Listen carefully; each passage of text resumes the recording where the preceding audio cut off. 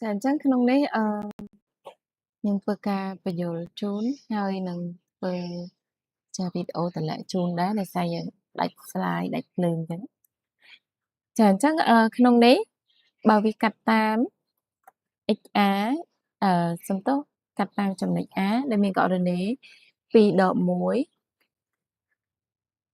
មានន័យថា XR វាស្មើ2 YR វាស្មើដល់1អញ្ចឹងចំណុចដែលយើងអាចរក abscissa និង ordinate នៃចំណុច A បានណាចំណុចទី2កែងនឹងបន្ទាត់ពី y ដក x ដក1ស្មើ0អញ្ចឹងយើងត្រូវបំលែងវាឲ្យក្លាយទៅជារាង y ស្មើ ax បូក b ចាអញ្ចឹងយើងទុកពី y នៅអង្គទី1បោះដក x ទៅអង្គទី2ក្លាយជា x បោះដក1ទៅអង្គទី2ក្លាយជាបូក1ចាឥឡូវនេះយើងមានពី y ស្មើ x ដក1សំទោស x បូក1យើងត្រូវបដូរវាចាធ្វើម៉េចឲ្យមេគុណរបស់វានៅសល់1ណាអញ្ចឹងយើងចែកនឹង2នឹងអង្គទាំងសងខាង2 លើ2ស្មើនឹង x លើ2បូក1លើ2អញ្ចឹងយើងបានចា y ស្មើនឹង1លើ 2x បូក1លើ2អញ្ចឹងអានឹងរបស់ដែរយើងអាចយកមកប្រើបាន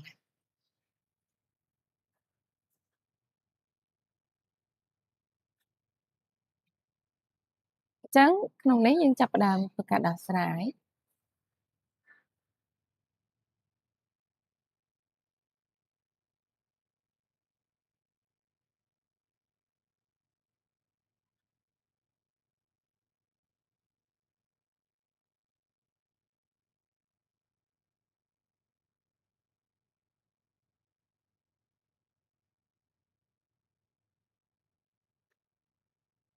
ចាយើងទៅសេសមីការបន្ទាត់ចំណុចតចាកាត់តាម A ដែលមានករណី2ដក1ហើយកែងនឹង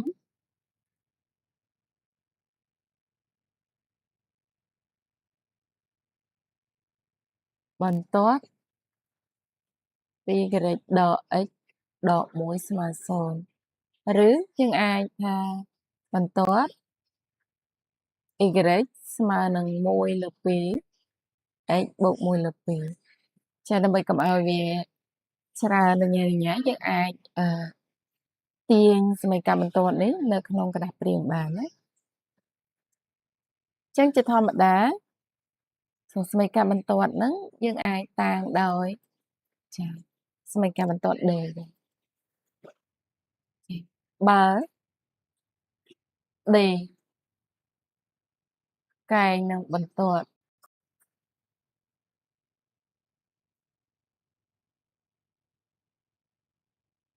y ស្មើ1លើ 2x បូក1លើ2នោះមេគុណប្រាប់ទេ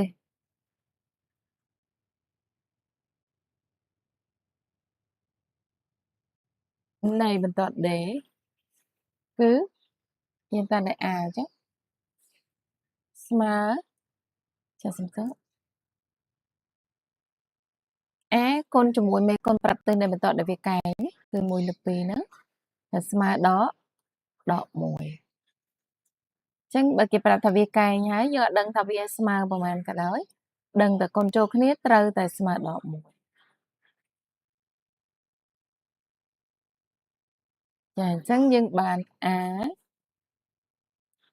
ចាស្មើដល់1គុណជាមួយនឹងចាហើយចែកជាមួយនឹង1លើ2ណា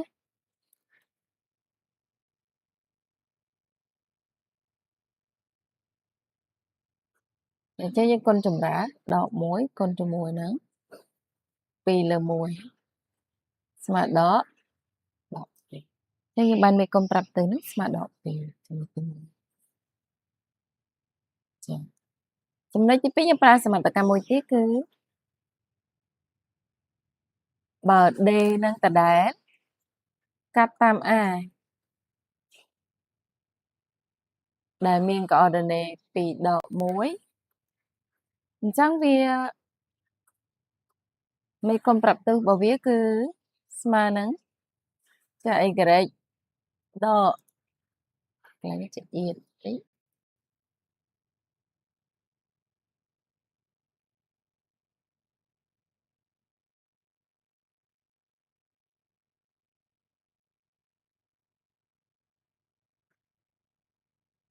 របស់យើងគឺស្មើនឹងផលធៀបនៃ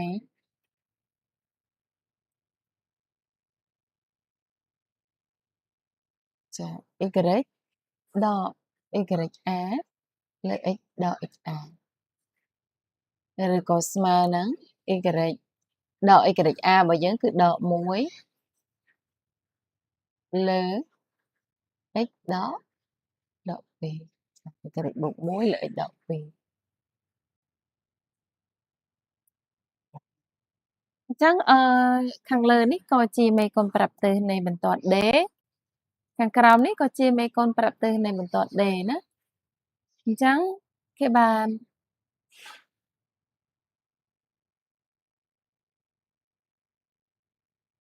ចា y បូក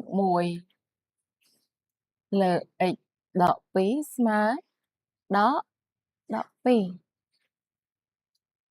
ចាចឹងយើងអាចទាញចារក y បូក1ដែលបោះ x ដក2ទៅអង្គទី2ចាប្ដូរពីចែកទៅគុណខ្ញុំបានបាត់ហ្នឹងទាញរក y មកចាដក2គុណ x យើងបានដក 2x ដក2គុណដក2យើងបានបូក4ចាបូក1នៅអង្គទី1បោះមកអង្គទី2គឺដកចឹងយើងបានសមីការបន្ទាត់ D ដែលយើងចង់បានហ្នឹងគឺមានរាង y ស្មើដក 2x បូក3